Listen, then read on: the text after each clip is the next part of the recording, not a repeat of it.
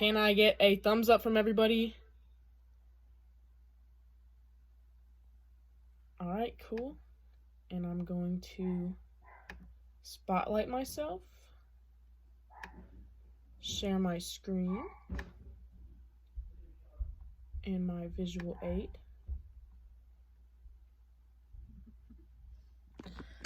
All right. Okay, so as most of you know, my name is Sophia Wagner, and today I'm going to be giving you a speech on drug use in young adults, and basically to persuade you to stay away from them. And I'm going to talk about the problem, the cause, and the solution of drug use. So how many of us here have heard of college referred to as our party years? Exactly. The majority of my crowd is in their late teens or early 20s, and I believe I'm credible to speak on this topic because I am in that specific age group.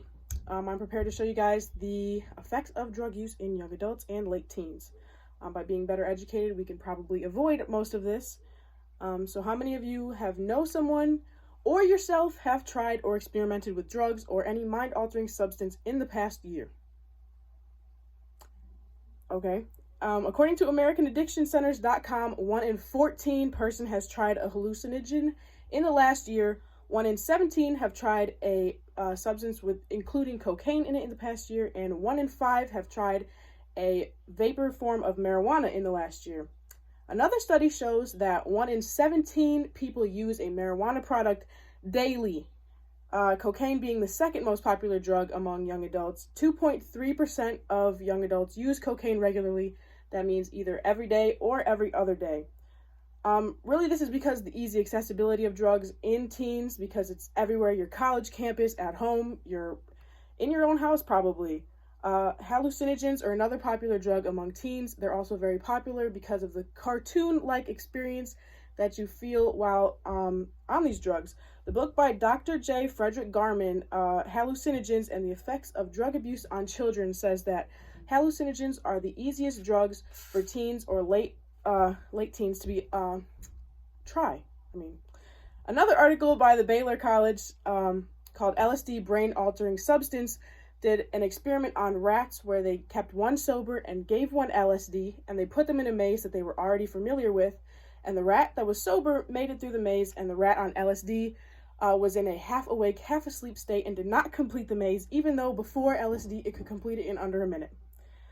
If sober rats can't even function on LSD, do you think you can? That brings me to my third point, brain development on drugs. So Turnbridge.com says that your brain is developing into your mid-20s, believe it or not. And NIDA.NIH says that using marijuana in large doses or daily can cause acute psychosis, hallucinations, delusions, and even memory loss.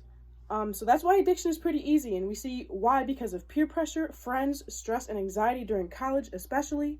Another survey done by Time magazine said that most students use marijuana to relax, others use cocaine for the energy, and alcohol because it's fun. So now that we've seen the effects of what alcohol can do, how can we prevent younger generations from getting hooked on these types of drugs?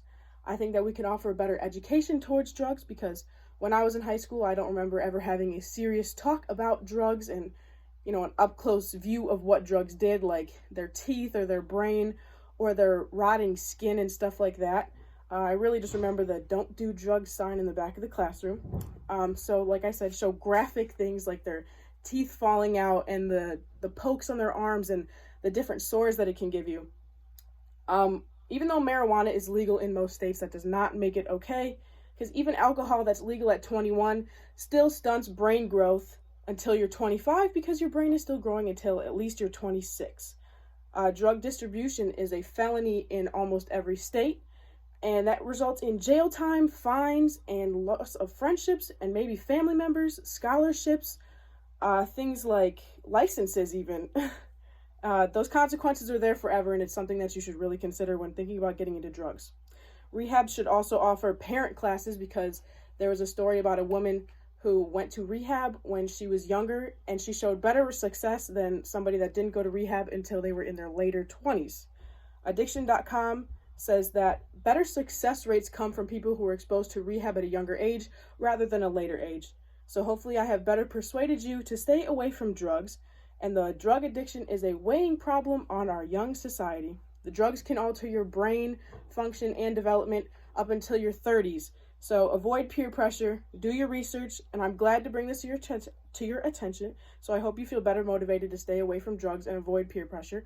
Thank you very much for listening.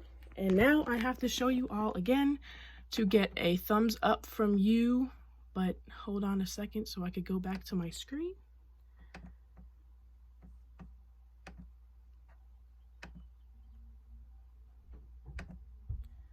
Okay, got to do it in 2 separate pages. So everybody, thumbs up.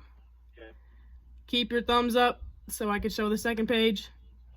And thumbs up. Thank you, everyone.